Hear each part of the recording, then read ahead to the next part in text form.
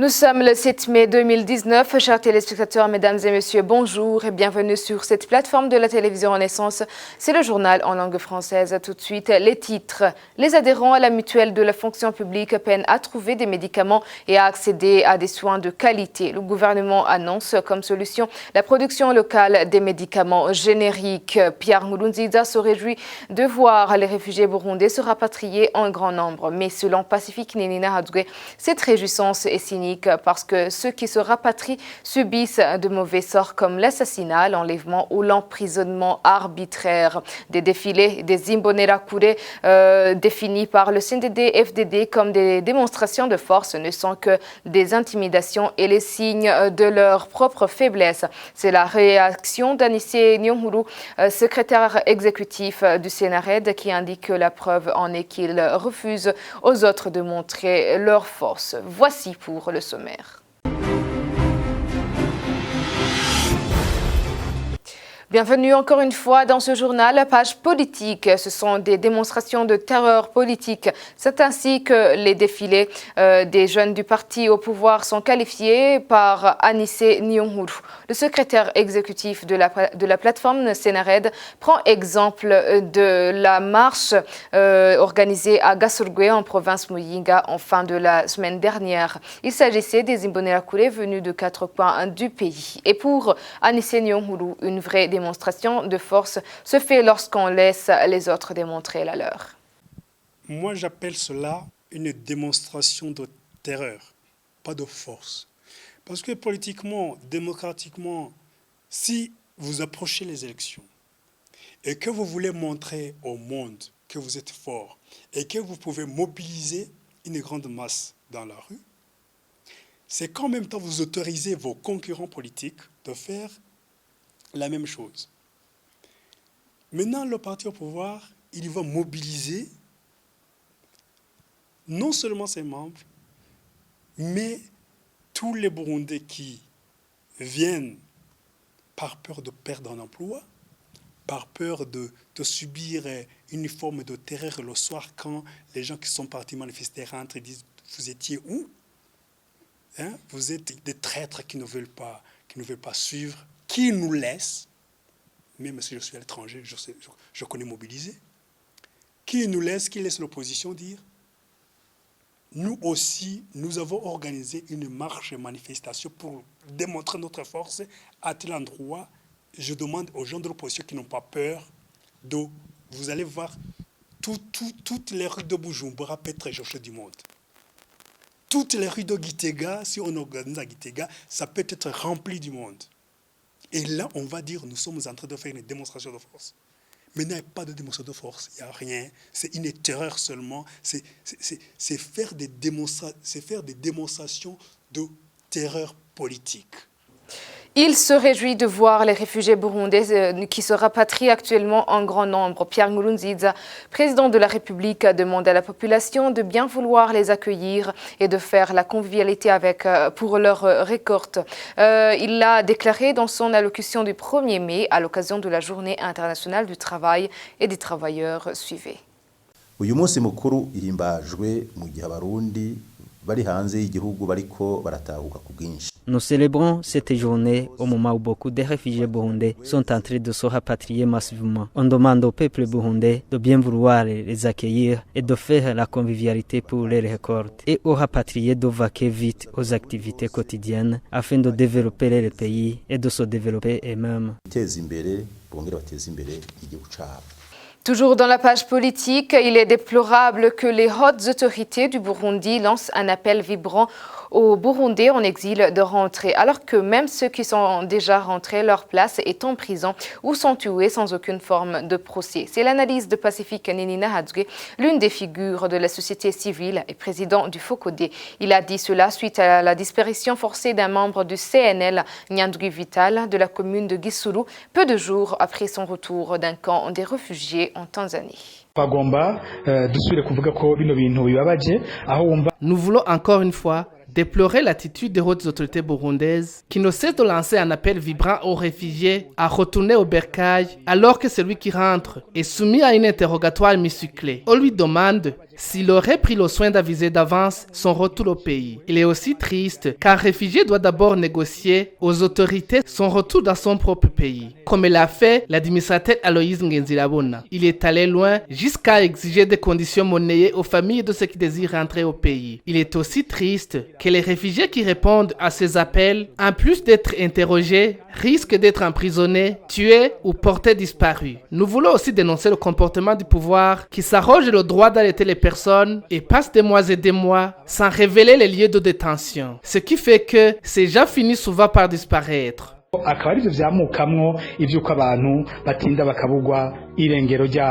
Depuis quelques mois, le Sénarède a connu des départs de la part de certains de ses membres et pour une certaine opinion, ces défections ont affaibli la plateforme. Mais Annie Senyonghuru rassure, selon le secrétaire exécutif du Sénarède, la plateforme se porte bien. Il y a eu beaucoup de les causes de retrait. Pour certains, ils n'avaient pas les mêmes arguments pour se retirer. Et c'est pourquoi, après le retrait de quelques 6 ou 7, on ne voit pas où ils sont. Voilà le problème que nous avons. C'était important qu'à cause d'une petite différence de vision, que les gens détruisent ce qui est déjà construit, ce qui a coûté cher pour arriver à son niveau. Il ne fallait pas détruire, il fallait plutôt renforcer, créer des séances de renforcement, des séances de discussion pour qu'on puisse intégrer les idées des uns et des autres. Mais au lieu de dire, voilà, on va se concentrer, les efforts pour le renforcement de ce qui est là, comme je ne pense pas comme celui ou l'équipe qui dirige maintenant, je dois détruire. Et j'ai rencontré certains Européens qui disaient, c'est la première fois que je vois quelqu'un qui met devant la destruction comme bravoure.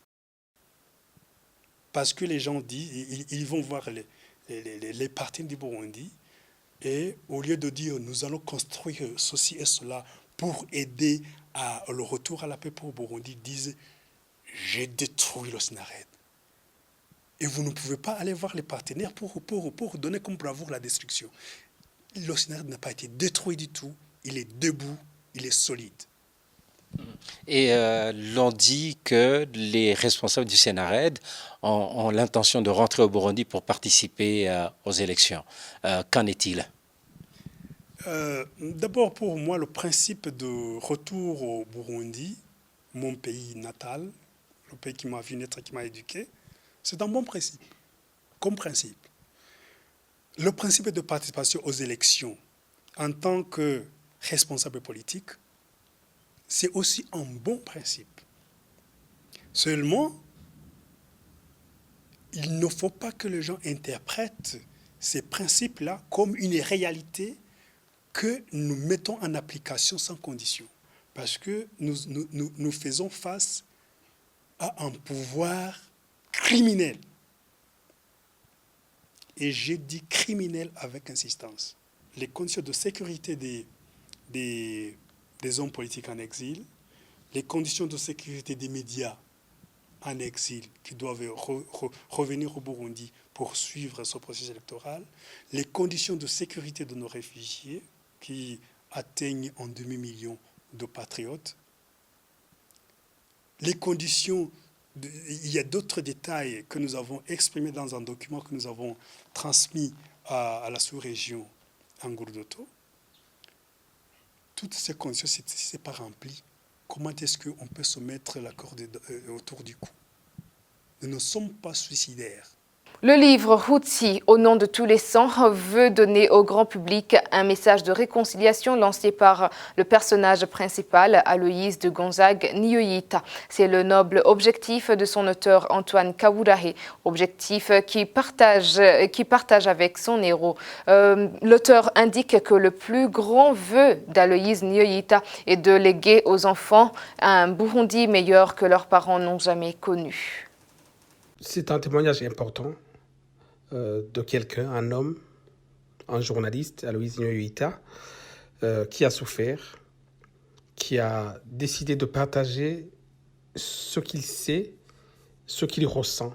Aloïse a perdu son père en 1972 au cours des massacres de cette année-là, comme de nombreux Burundais d'ailleurs. Mais malgré tout ce qu'il a enduré, il prône un message de réconciliation. Il prône un message d'unité. Et c'est ça, moi, qui m'a séduit dans ce livre. La résilience extraordinaire dont il a fait preuve, et d'ailleurs qu'il continue à partager aujourd'hui sur tous les réseaux sociaux. Aloïse Nyoita m'a demandé donc de l'aider à partager son témoignage pour parler au plus grand nombre. C'est quelqu'un qui est très actif sur les réseaux sociaux, mais il a décidé de s'exprimer à travers un livre qui aura, bien sûr, et j'espère, une plus grande portée. C'est donc un message pour les Burundais et surtout, il vise les jeunes. Il dit quelque part qu'il aimerait que nous laissions à nos enfants ce Burundi que nous n'avons pas connu.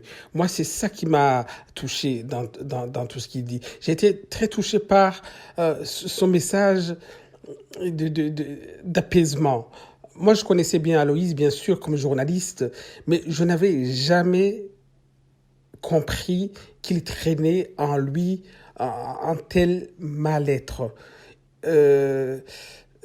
Et quand je l'ai rencontré au Rwanda, après notre fuite du Burundi, comme de nombreux journalistes, c'est à ce moment-là que nous avons discuté et que petit à petit, j'ai découvert son enfance, tout ce qu'il a enduré. Je ne vais pas raconter ici le livre, mais c'est à ce moment-là que je me suis dit, mon Dieu, quelle blessure Aloïse il traîne. Mais aussi, cette envie de dépassement, de construire. Et au moment où certains professent la haine ou d'autres professent la division, c'est un message important qui mérite d'être connu par le plus grand nombre. Voilà donc en quelques mots la genèse de ce livre. Ce sont mes mots, mais c'est l'histoire d'Aloïse. J'essaie de traduire au mieux ce qu'il m'a raconté. Et je pense que le résultat est donc ce témoignage qui me semble très important. Moi, j'ai déjà écrit plusieurs livres avec beaucoup de personnalités. Et c'est le livre qui m'a été le plus difficile à écrire parce que c'est un livre très sincère. C'est un livre authentique, mais aussi qui plonge dans l'intimité d'un homme, dans l'intimité d'une famille, dans le vécu d'Aloïse certainement, mais aussi sa vie ressemble à celle de nombreux jeunes Burundais, de nombreux citoyens aujourd'hui blessés et qui essaient malgré tout de se reconstruire.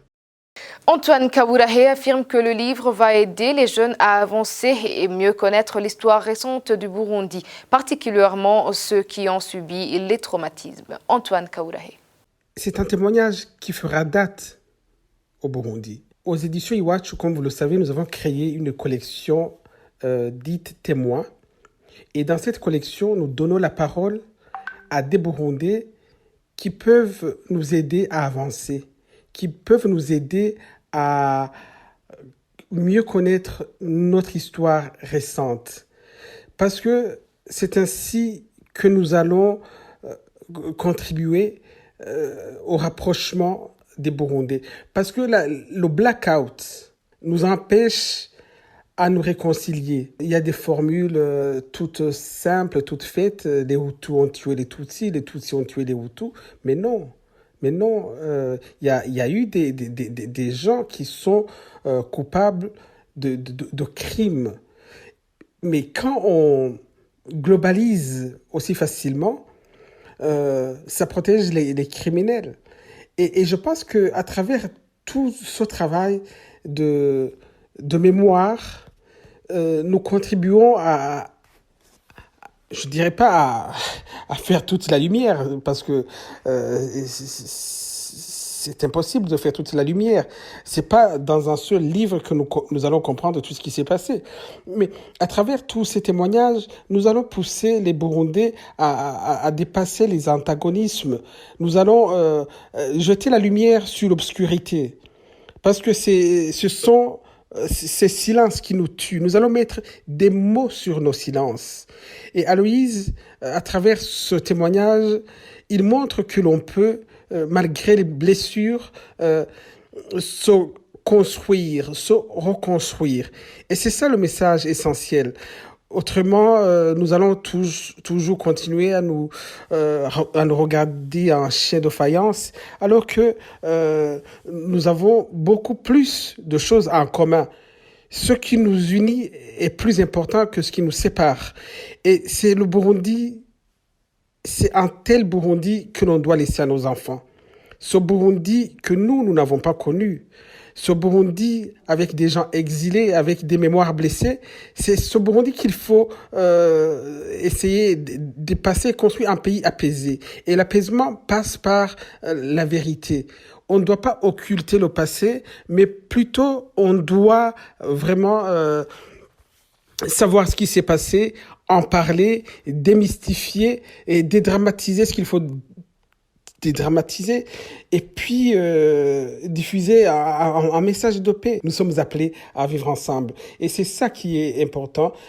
C'est au nom de tous les sangs des Burundais, les sangs des martyrs, les sangs des personnes tuées pour rien, les sangs de tous nos frères et sœurs qui reposent aujourd'hui dans les fosses communes. C'est au nom de tous les sangs que se bat Aloïse qui était très engagée dans les réseaux sociaux et qui aujourd'hui a un témoignage important. La mutuelle de la fonction publique se heurte aux problèmes liés à la qualité des soins pour ses alliés et la faiblesse de la qualité de prestations offertes par cette institution. Il s'observe également la pénurie des médicaments dans des meilleurs délais. Pour faire face à ce défi, le gouvernement du Burundi décide que la Camebu devient la centrale d'achat des médicaments. C'est une déclaration de Martin Nivyabandi, ministre en charge des Affaires sociales. Au niveau de la mutuelle de la fonction publique, les problèmes qui se posent aussi, c'est un problème qui est lié à la qualité des soins. D'une part, il y a une pénurie de médicaments et d'autre part, il y avait la faiblesse de la qualité des prestations offertes par la mutuelle de la fonction publique. Selon les discussions, selon les réseaux de dialogue que nous avons menés dans quatre régions de ce pays, avec les affiliés de la mutuelle et les autres partenaires. Et à un certain niveau, au niveau de l'approvisionnement en médicaments, le gouvernement de la République du Burundi a décidé que la Camebu soit réellement la centrale d'achat des médicaments au Burundi et que la mutuelle va avoir une collaboration pour que nous puissions importer des médicaments directement chez les fabricants. On va gagner en termes de coûts, mais aussi on va gagner en termes de réduction des délais d'approvisionnement. On était arrivé à un moment où on accuse un retard d'approvisionnement de 7 mois, une année, ce qui a poussé la mutuelle de la fonction publique à rompre les contrats avec les soumissionnaires qui avaient gagné les marchés, puisque ça ne marchait pas.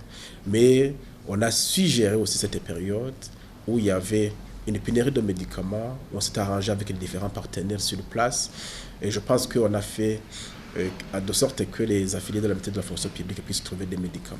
Mais en termes de médicaments aussi, il y a un problème très sérieux de compréhension. La compréhension, c'est au niveau de la qualité des médicaments dans l'opinion des gens.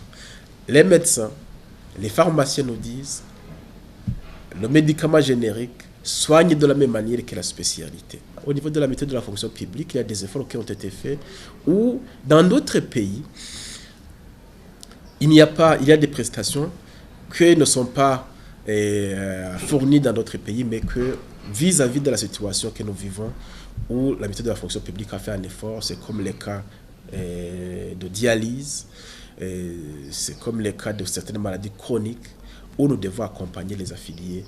Ça, c'est un effort qui a été fait. Et parmi les mesures qui ont été prises, c'est de sensibiliser aussi les affiliés de la mutuelle de l'INSS pour que nous puissions préparer progressivement notre avenir. Il y a quelques jours, des maisons et des champs en nombre ont été emportés par des rivières en crue et des eaux de ravin. Des experts de l'environnement ont unanimement pointé du doigt la responsabilité de l'État qui ne fait rien pour protéger la terre et l'environnement. Eh bien, visiblement, le gouvernement a entendu les cris des victimes et le clin d'œil des experts. Des études d'aménagement des cours d'eau et autres excavations par lesquelles l'eau des pluies coule. L'annonce est du ministre des Travaux publics, Jean Bosco Ntunzwenimana.